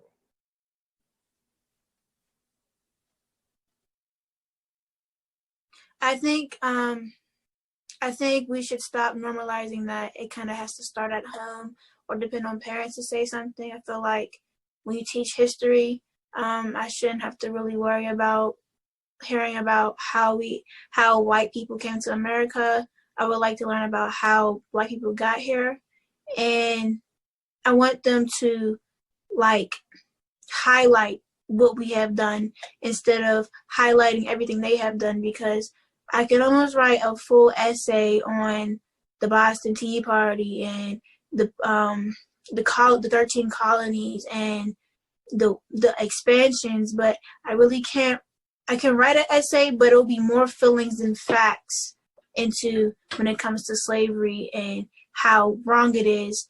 And even though they thought of it as an economic system to build their economy, and that's how it worked, like that they put that as an excuse for it to be right instead of wrong, and people still support it. Like, I feel like it should be highlighted, our greatness. So I feel like we shouldn't just have a month just to show appreciation. I feel like it should be all around in history books, all around pictures, all around text, stories, and in our history that is not highlighted. And even though we have learned about, Martin Luther King, Rosa Parks, and all, like, I feel like we should learn more Black people, because I know there was more Black people in the civil rights movement than that is noticed or in the limelight just now.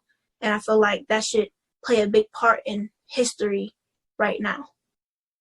I think what's consistent in what you all are saying, as I hear you talk about not just Black men being in school, but Black bodies, and really broadening those persons that are allowed into this camp, and thinking about really having a culturally responsive environment where we see ourselves, and then really redefining what ourselves means.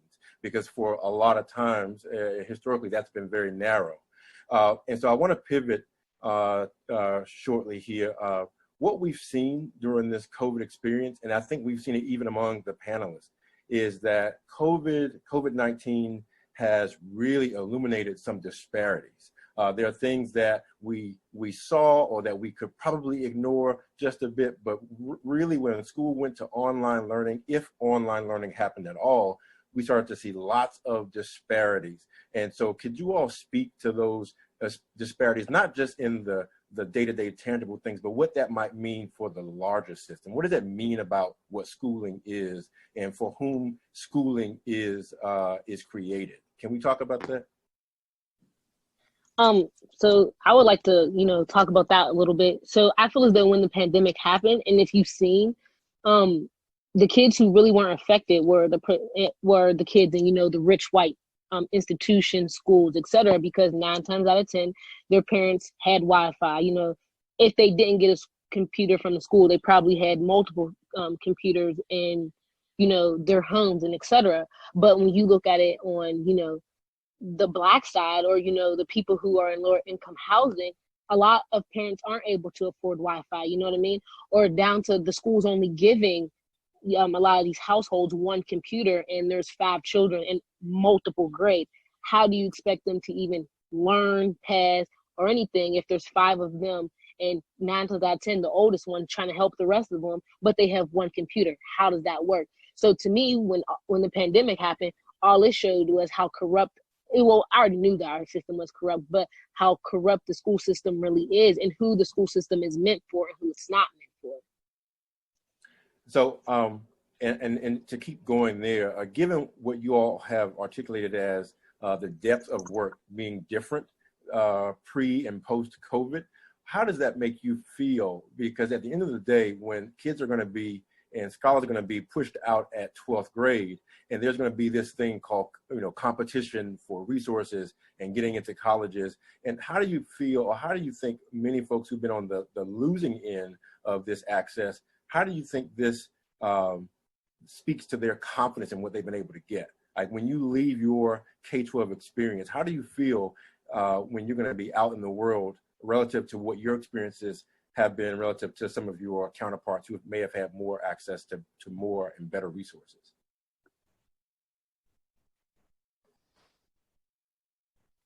Well, you want to go ahead?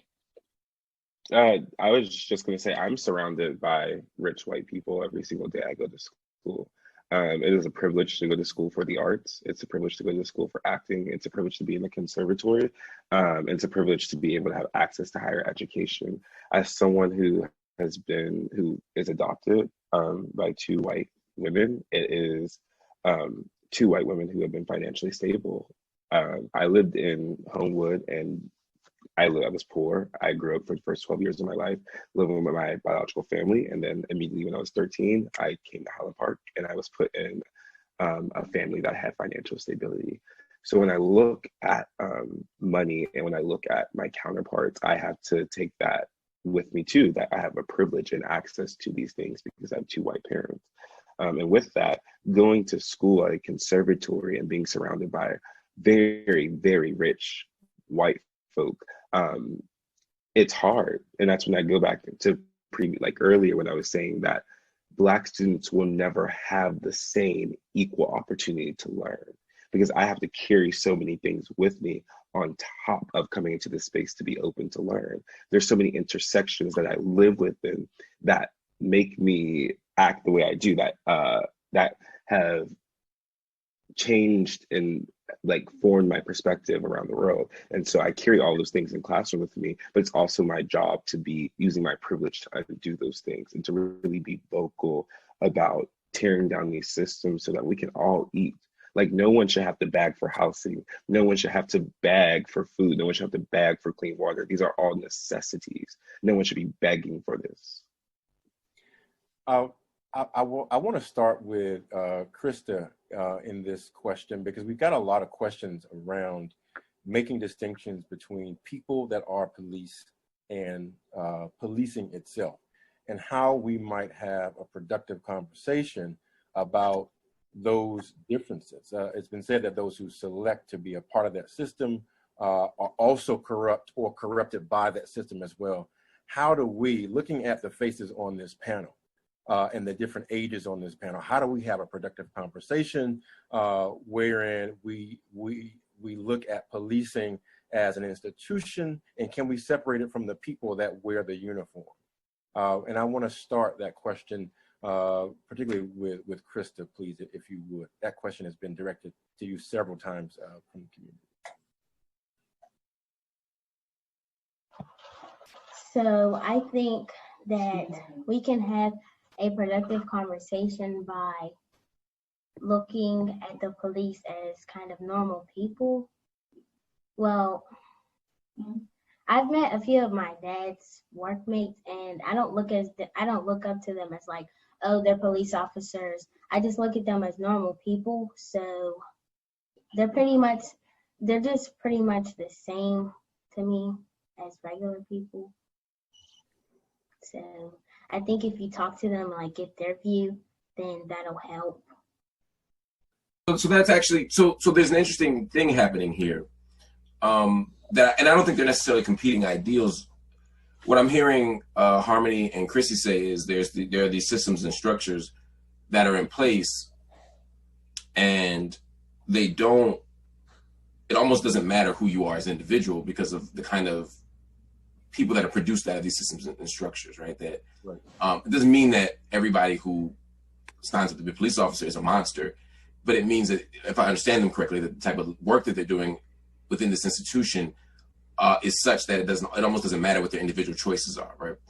And then what I'm hearing Christa say is, that there is a human element to it. Obviously, Christa's a good example because her father's a police officer, right? And so Christa sees her father as dad, and sees her father at home, and sees her father in all these ways that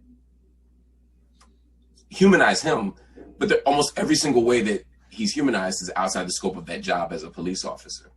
So one of the things I think we could do, not necessarily in this moment, but more broadly, is think about the systems, not to split the difference here, but to think about the systems and the arrangements of power and the conditions that take somewhat ordinary people and put them within these spaces. The reason I say that is because we all have uncles. We all have uncles or grandfathers or great-grandfathers. For me, it was just my parents. My father and his brothers fought in World War II. where we'd say, okay, these wars are bad, these wars are evil, and there's no such thing as a good soldier, right? But then when we look at sort of the conditions that forced Black people into those positions on the front lines of wars of aggression abroad, it might be complicated to figure out why does a poor Black person end up with a gun in Vietnam or in Germany or wherever, depending on the war. And how do we hold on to people's humanity at the same time that we see them as part of systems that are fundamentally opposite to that humanity? And I think there's some complexity to that, particularly when it comes to Black folk, because Black officers often have the least power. Black officers are often put on the front lines of the most dangerous situations. That's not to let Black police officers off the hook, but it's to say that we can also think through how we get here, right? So that we don't have to choose between recognizing people's humanity and recognizing the fact that their individual characteristics or character or personalities or humanity doesn't nullify the fact that the institution itself is the problem. And so I'm just saying this is something to think through as we, not just today, but as we think through sort of the work we do moving forward. Yeah, I just want to throw that in there. Absolutely. I think what happens is we tend to see it as a really a black and white issue. And either we're going to have to deal with the person without discarding the person, but also deal with policing in and of itself. We have to pull that string and get back to the root and the source, because it is very much so complicated. And I think we can't just start downstream. We have to pull and go upstream to see how these things have been created. Let's go to some questions that we're getting from teachers. Teachers are asking you all to be very candid.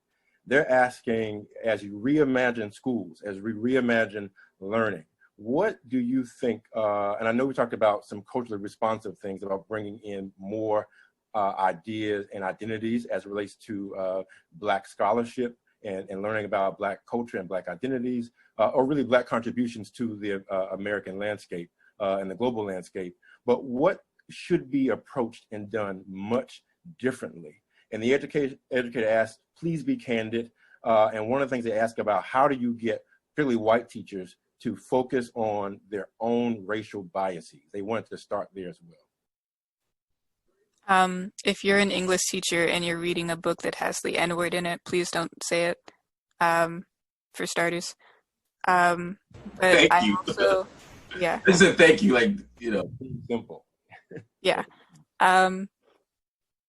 I also think that the majority of the staff at my school were white. So it was predominantly white teachers teaching predominantly white students.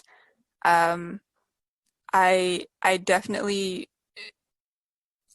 would ask for you to be more understanding of our culture, I guess. And in terms of understanding your own probably internalized racism, I don't really know how to teach that, to be honest. But, as I said before, I had a biology teacher who, everyone liked her, and she was white, and everyone liked her, and I was in her class like 3 times a day, actually, because I had biology, chemistry, and then some other class with her. And I saw her a lot, and every day I went to school, and I never saw like a negative incident or anything like that. She brought her baby to school sometimes. We enjoyed that. But then we find out that she quit and that she had like a lot of bottled up fear and worry and concerns about us, and that she felt unsafe through like her entire time working there. And so she decided that she would be better working at another school. And so she left, and she left us without a science teacher for years. So I would ask you, for starters, if you're a white teacher and you're working at a predominantly Black school and you feel afraid, it would probably be in everyone's best interest for you to just leave. And then from that, I would say work on that internalized racism that you might have. Again, I don't know how to teach a person not to be racist, but I would say that would be a good start. And even building onto what you just said, I think white teachers specifically, I think all non-Black people specifically, if you're showing up and being an ally to Black people, it's not enough for you to say I'm against racism. I mean, like, you have to be anti-racist. And to do anti-racist work, that is something that you do every single day to undo, right? So you have to be doing this actively. It has to be something that you actively wanting to do. Like, you need to be talking about your internalized racism. You need to be talking about how your implicit biases are affecting your Black students. You really need to be intentional about having those conversations and undoing racism, because it's not the job of your Black students. It's not the job of your Black peers to be doing that. It is so important for white teachers to really, really, really be intentional about undoing racism and implicit bias and making sure that they are showing up and getting those trainings. I feel like when it comes to teachers, white teachers, I feel like if you're scared, if you're in a predominantly Black school and you're scared, your fear does not compare to our fear. Even so, for 8 hours a day, you're scared 8 hours a day, when we're scared every day, 24 hours a day, 365 days a year. Like, we're scared all the time. There's nothing but fear in this world when it comes to us. So to say you're scared, I can really say it's offensive, because you can't even think about what we're scared of, or you can't even fathom the fear that we have, and that we have to be taught, like, we have to have the talk at home. And I feel like you cannot teach somebody to care. Caring and genuinely caring is already embedded in somebody's heart, period, point blank. So I cannot teach you to care for me. What I can teach you is my point of view of life, so you could have a different eyesight of how I think. But I cannot teach you to care about my community or my feelings or anything. You just have to care, period. And you have to make sure it's your priority to care about your Black students, because when you go to school, you are a teacher, you are a public figure, and for some people that don't have parents, you're like a second parent.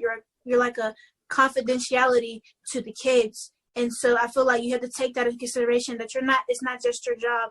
This is your passion, and it's not just money at stake. It's somebody's future and somebody's life at stake. So if you do not care, and you do not give kids the proper care, then you cannot expect us to go into the world with the proper tools to make a difference in the world and to change what we need to change. And you can't give off hate or not blatant hate, but undercover hate, and then not expect it to be harbored or even rooted into us, that we know what you are, even if you won't admit it. What do you all think about the qualifications of K-12 teachers? I hear you all saying that a lot of the labor has been placed on you. Teach us, show us. And you're walking into schools and asking to be cared for, to be taught, to be educated, to be well prepared for whatever you choose to do next.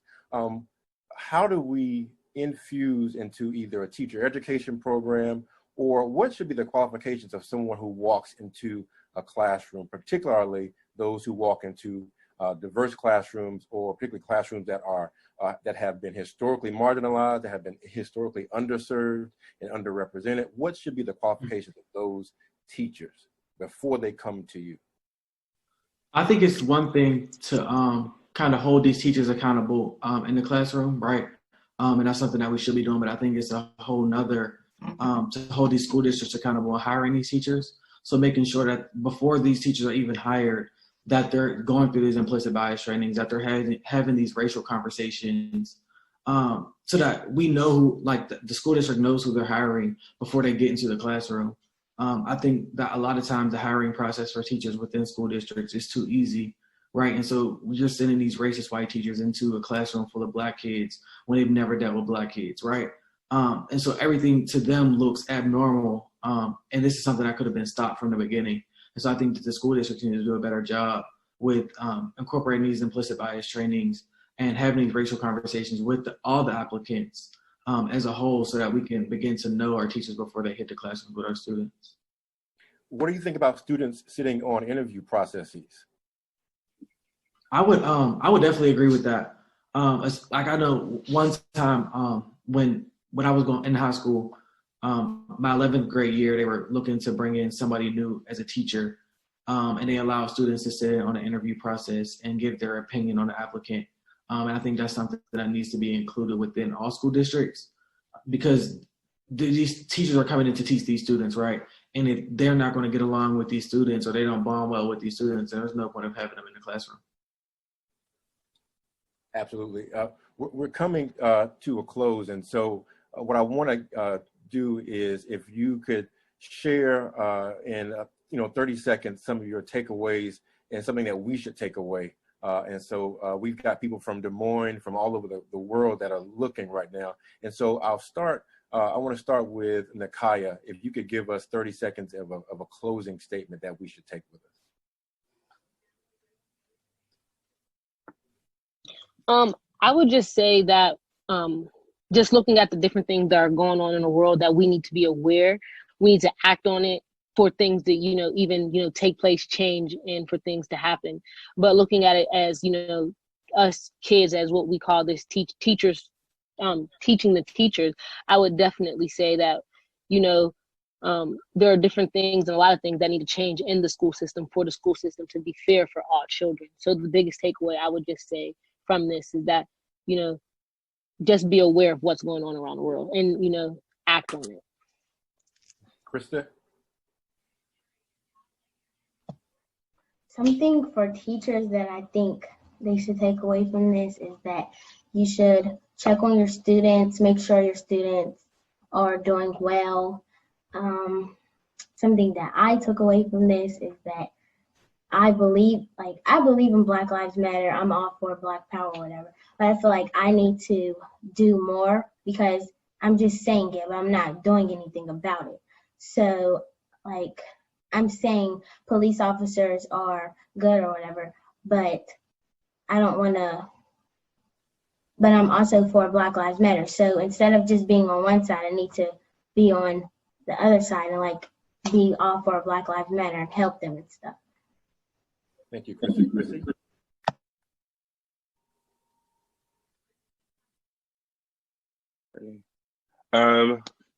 I would take away that I think it's so important for the youth in the city to be getting political education and political theory. I think we have seen from this conversation there's a wide diaspora of opinions and views and lived experiences that have created us and influenced our thought patterns. And I think that collectively we need to be more intentional about having cohorts of youth, coalitions of youth, because youth are already doing this organizing. We're already being abolitionists and we're not even talking about it. We already have this language, we already have the tools. We just need to be given those opportunities. We should be investing into Black students. We should be investing into Black young people. Because when we're saying Black Lives Matter, that's all Black lives, that's Black poor lives, that's Black incarcerated lives, that's Black trans women, that's Black people with disabilities, that's Black people who are facing disparities in environmental justice. We're talking about all Black lives. We're talking about Black youth who are in the system, Black youth who are still sitting in jail during COVID. We're talking about Black trans women who are being beat and murdered in our cities. That's what we're talking about. And that is the intentional work that I'm doing. I'm here to be talking about abolition work. I'm here to abolish these systems and to create actual change. Aaliyah?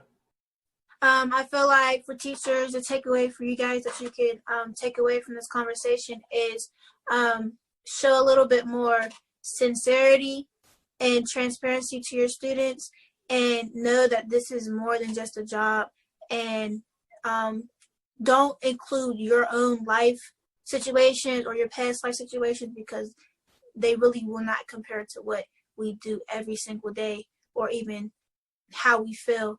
And I did take away some educational notes, because I personally was not aware of what was going on in the LGBTQ community, and I apologize for my ignorance. And I feel like what you have to idolize and you have to make sure that is present is that we do have these opportunities, and you make sure we have these opportunities, not just giving us the tools, but literally making sure you're going across the oceans for us to make sure we have opportunities. And we can only meet you but halfway, but as a teacher, you are the way. You are our way. And it's hard to make our own way when we don't know where to start. Let's go with Kahlil and then we'll end with Harmony, please. So I first want to thank you guys at the Center for Urban Education for having me Brother Marc, for facilitating this conversation. I think one thing that I would say for everyone to take away from this conversation, especially within the older generation, is to keep kind of taking that step back and putting youth on the forefront and listening to what they have to say. That's one thing I can definitely recognize that the Center for Urban Education has done this year around the conversation last year of having more young people and more young voices leading and being involved in these conversations. So I would say for the older generation is to keep having these conversations with youth, but also taking that step back and letting them be on the forefront. Because one thing I push to the entire youth, older generation is that this is a life that the younger generation is going to continue to live, right? And I think as the older generation continues to age up, I think passing that torch back and lighting the fuel for these young people to be on fire and fight the fight that's going to continue to kind of be in our way is going to be, we have to be intentional about kind of pushing those young people forward. Thank you, Kahlil. Harmony? I just wanted to say that I'm also very grateful that I was invited to have this conversation. And I'm grateful for everyone else on here. I think we all speak very eloquently, but I also think that everyone deserves to have a right to be able to have conversations like these, especially with their own teachers. There are Black students and Black kids who don't have access to proper education in any form, really. And even though they may not be able to speak as fluidly as some other people, I still think that they deserve to be heard and deserve to be listened to, as well as disabled Black people and disabled Black youth or Black youth with autism who might require a little bit more patience in conversations. I definitely think that they still have a lot to say. And even the fact that we have, a 12-year-old speaking with us goes to say that all of the things that I'm saying right now, I felt when I was in preschool, and I just couldn't put it into words, really.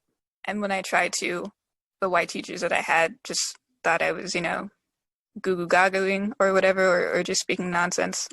So I definitely would encourage you to check in with your Black students as young as however old, and make sure their needs are being met, and make sure that you're on your part that no microaggressions are happening, because there are a lot of moments that they probably don't even remember, but times when a white teacher said something to me in passing and it stuck with me for the rest of my life and made me hate myself a little bit over time, I should say. So I would definitely ask teachers and white teachers alike to be aware and try to include all of your students in the conversation. Thank you so much. Before I turn it back over to Dr. Hill, I just really want to say I thank you all for your expertise, for your resistance, for your commitment to abolitionist work, and I think the largest thing is just your voice. You all are what we need to hear, and I just appreciate you for being willing to be here. And thank you for starting the conversation. We have 4 more weeks of conversation to go, and I thank you all for starting us off in the right direction. And I'm enriched, and I'm sure that everybody who has heard is fortunate to have been in your presence today, and so I appreciate that. And I want to thank Dr. Hill for his moderating and his scholarship and his placement on the forefront of speaking truth to power as well, and all the platforms that he finds himself. Yeah. Well, Derek, thank you for taking up the moderating and really facilitating a wonderful conversation from the audience. And it's such an honor to see hundreds of people here to hear these wonderful, brilliant young people talk. And as you said, we have 4 more weeks of this, 4 more weeks of amazing conversations. And what a great way to start this thing off. We got to hear from Dean Valerie Kinlock. We got the intellectual vision of Dr. Elon Dancy, and we got just powerful words and thoughts from Aaliyah, Harmony, Chrissy, Christa, Kahlil, and Nekiya. Thank you all for joining me. Thank you all for watching, and we'll see you next week.